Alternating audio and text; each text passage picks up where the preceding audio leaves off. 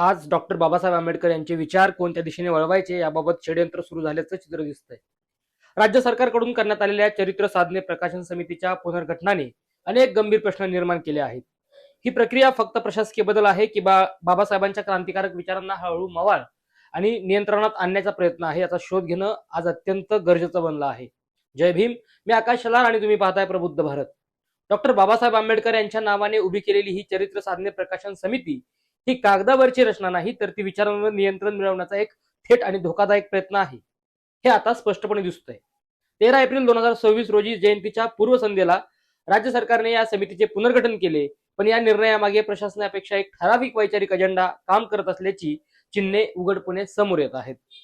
समितीतील सदस्यांची यादी पाहिली तर doctor Ishwar Tukaramji Nandpure, doctor Bhimrao Panda Bhosale, Shyamkant Hanumant Atre, doctor Ramesh Madhavrao Pandav, doctor Sunil Dadoji Bhandare, Seema Milind Kamble, Sanjay Sudhakar Salve, Sagar Kusum Rustum Shinde, Eknath Javir, doctor Ramesh Rawalkar, doctor Yogita Ashok Hauke Patil, advocate Kshitij Gaikwad, doctor Hrishikesh Bhimrao Kamble, doctor Vijay More, doctor Pradeep Aglave आणि डॉक्टर सुधाकर बोकेफोडे ही नावे समोर येतात. ही यादी अभ्यासकांची वाटत नाही, ते एक ठराविक विचारसरणीच्या लोकांची मांडणी वाटते.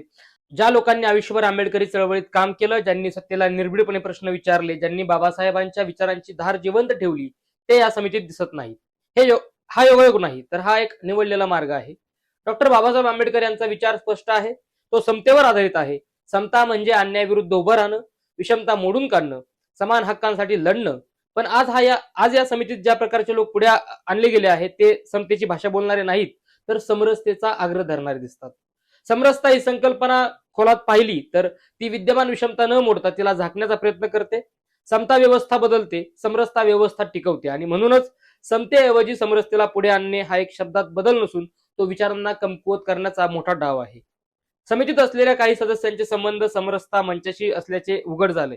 Doctor Ishwar Nandpure, doctor Ramesh Pandav, doctor Sudhakar Bokephode, doctor Sunil Bhadange या नावांभोवती फिरणारी पार्श्वभूमी पाहिली तर हा एकच प्रवाह आहे, या समितीत मजबूत करण्यात आला आहे. त्यात सागर शिंदे सारखा कार्यकर्ता आहे, ज्याचे सोशल मीडियावरील पोस्ट पाहिले तर त्याची वैचारिक बाजू स्पष्ट दिसते.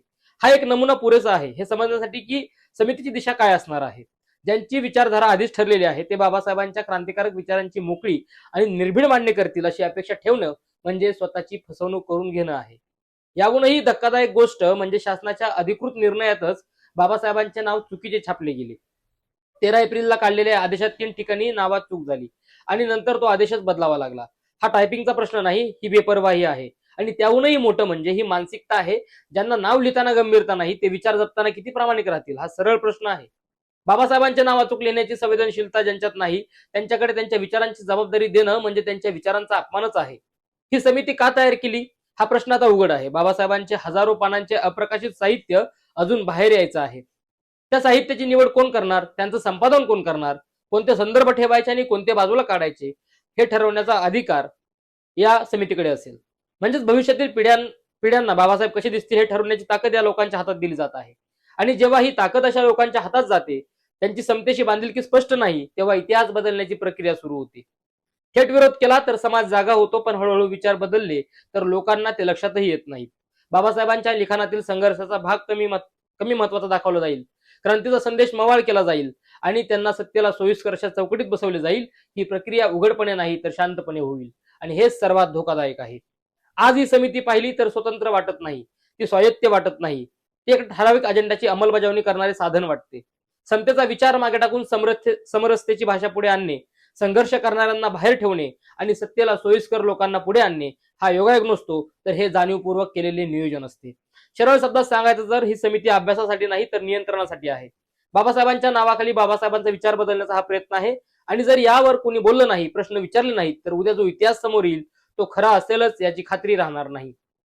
म्हणून हा मुद्दा एका समितीपुरता मर्यादित नाही, हा मुद्दा आहे विचारांच्या अस्तित्वाचा. समतेच्या लढ्याला मवाळ करण्याचा कोणताही प्रयत्न ओळखून त्याला थांबवणं गरजेचं आहे. कारण बाबासाहेबांचं नाव वापरणं सोपं आहे, पण त्यांचा विचार जपणं हीच खरी मोठी लढाई आहे.